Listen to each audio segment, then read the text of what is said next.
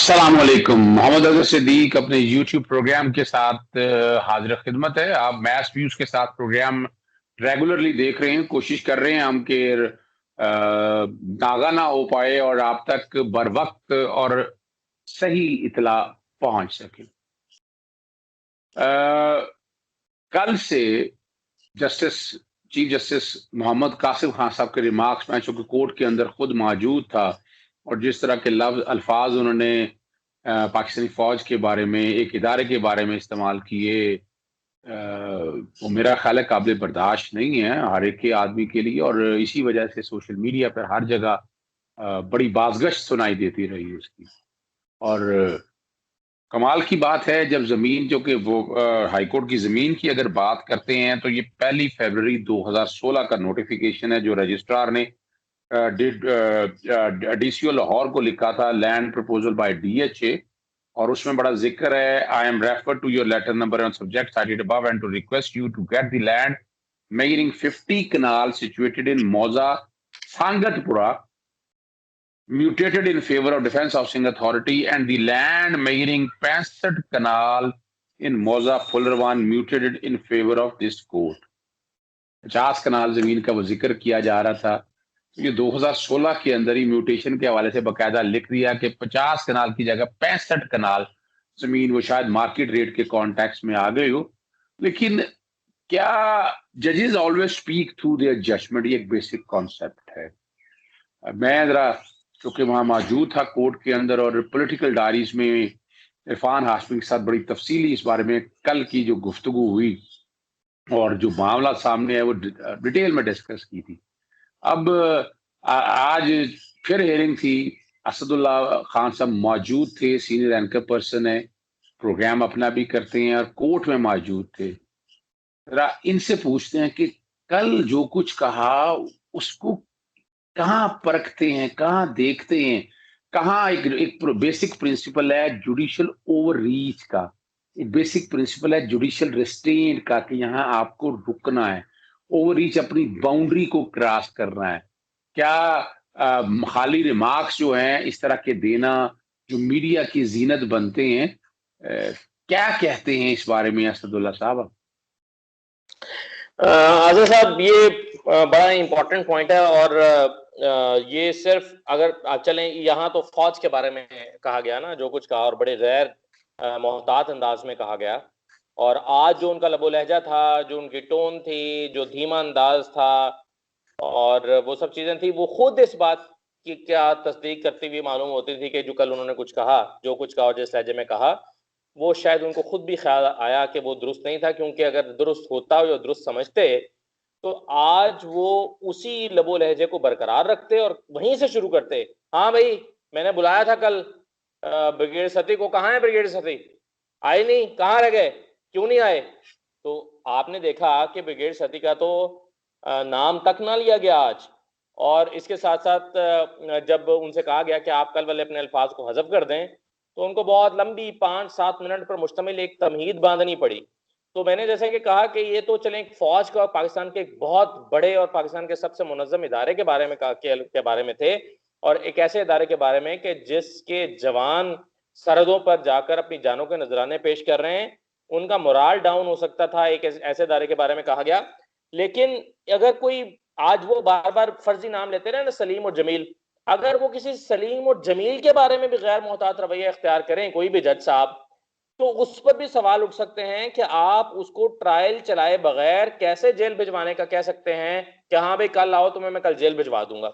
आप उसका ट्रायल ना करें, आप उस पर आर्ग्यूमेंट्स ना सुने, आप कैसे कह सकते हैं? और दूसरी बात, जो आप अभी जुडिशियल रिस्ट्रेंट की बात कर रहे थे और आप अभी कह रहे थे कि जजेस स्पीक थ्रू दियर जजमेंट्स, देखिए एक बाज औकात साकिब निसार साहब भी लाउड बोलते थे, लेकिन मैंने उनकी कोर्ट में देखा एक दो दफा उन्होंने बड़े धीमे लहजे में कहा, आसिफ हाशमी साहब जब पेश हुए बाहर से आ गए आसिफ हाशमी साहब, जी आ गए, गिरफ्तार कर लें इनको, और वो गिरफ्तार हो गए। अब अगर वो ये कहते हैं कि इनको गिरफ्तार कर लें तो भी वो गिरफ्तार हो जाते हैं। अगर वो कहते हैं इनको गिरफ्तार कर लें तो मतलब ये हुआ कि जज का ऑर्डर इंपॉर्टेंट होता है, लहजा इंपॉर्टेंट नहीं होता है, लहजे की जरूरत नहीं होती। आप यही बात अगर आप धीमे लहजे में कर लें तो उस पर कानून की ताकत आपके पास मौजूद है, कानून आपको अथॉरिटी दे रहा है कुछ भी करने के लिए। तो फिर बढ़के मारने की तो कोई जरूरत ही नहीं है, यानी उसमें ये बिला जरूरत है कि आप हेडलाइंस बनवाएं।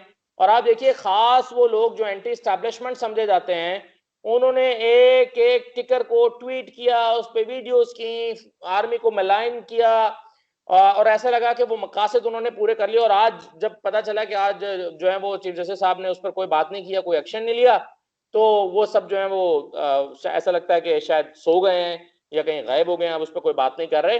तो ये मेरे ख्याल में ये एक ख्याल जस्टिस साहब को, चीफ जस्टिस साहब को खुद भी आज था कि कल उन्होंने बड़ी ज्यादती कर दी है और गैर जरूरी तौर पर उन्होंने पूरी फौज को। और देखें सिर्फ ये नहीं, आज जो उन्होंने वजाहत की उसमें भी सुकुम है आजम साहब।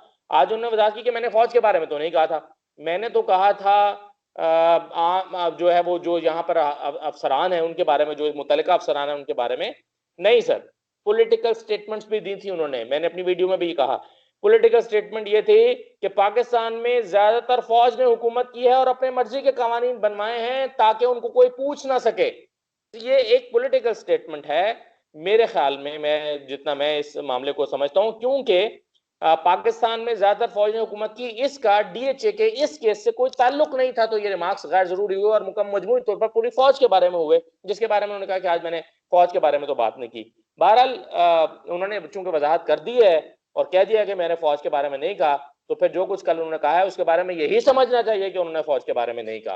बाकी आप बेहतर समझते हैं। आपने बड़ी अच्छी बात की, लेकिन देखिए 2-3 चीजें बड़ी अहम है, बहुत जरूरी है, और ये आम नाजरीन के लिए हवाले से भी हैं।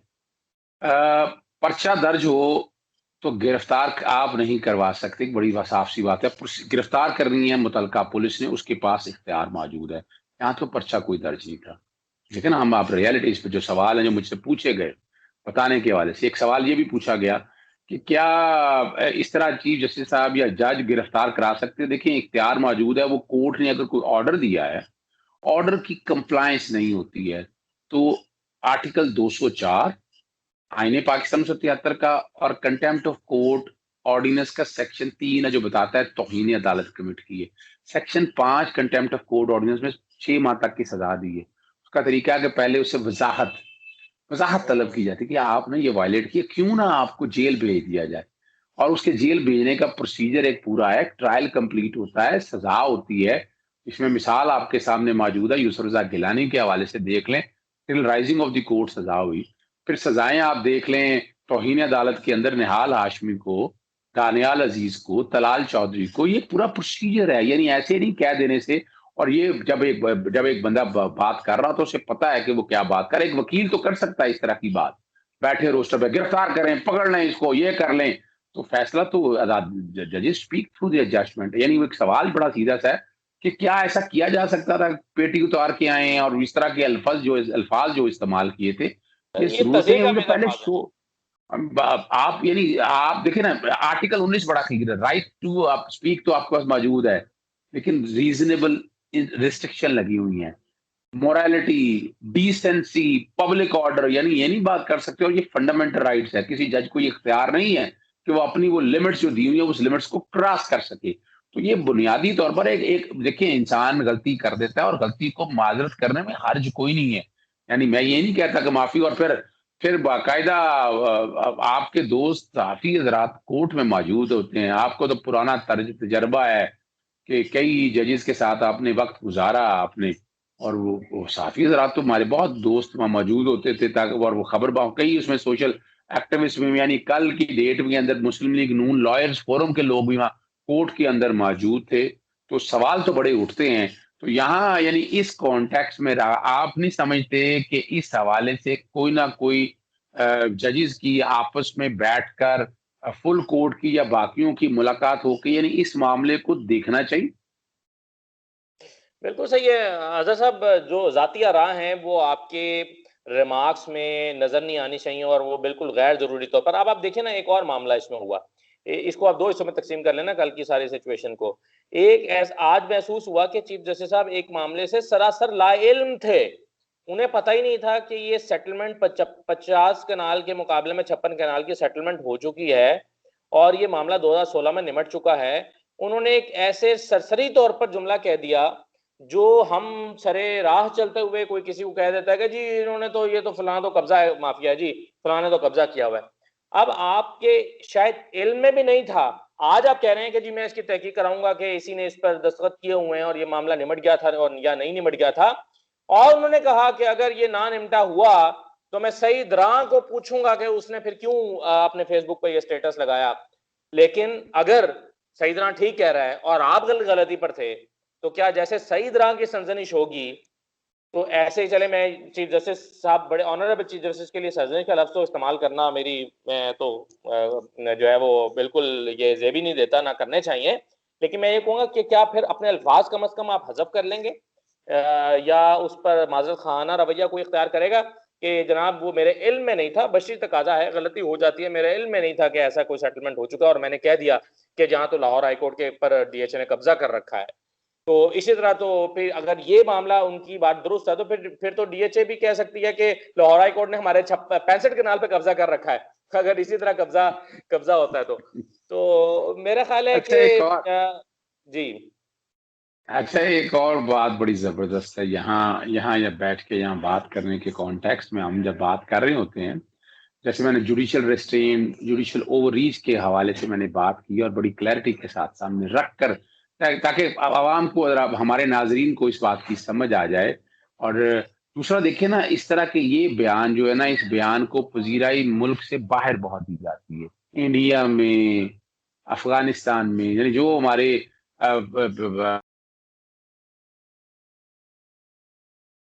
MI5 देख लें, MI6 देख लें, मोसाद देख लें, कि ये सारे लोग जो है इस बात को उठाते हैं। और खास तौर पर जो पाकिस्तान के अंदर एक लिबरल क्लास है, जो पाकिस्तान के अंदर मादर पिदर आजादी की हामी है, वो इसको अपने एंड से, आज आपने बड़ी जबरदस्त बात की इस इशू पे। आज जब ये सारा आ गया, सारी खामोशी, और वो लफ्ज अजीब से इस्तेमाल कर रहे होंगे, सॉफ्टवेयर अपडेट हो गया या पता नहीं ऐसी कोई बातें। भाई भाई भाई, हालात और वाकयात आपके सामने आ चुके हैं।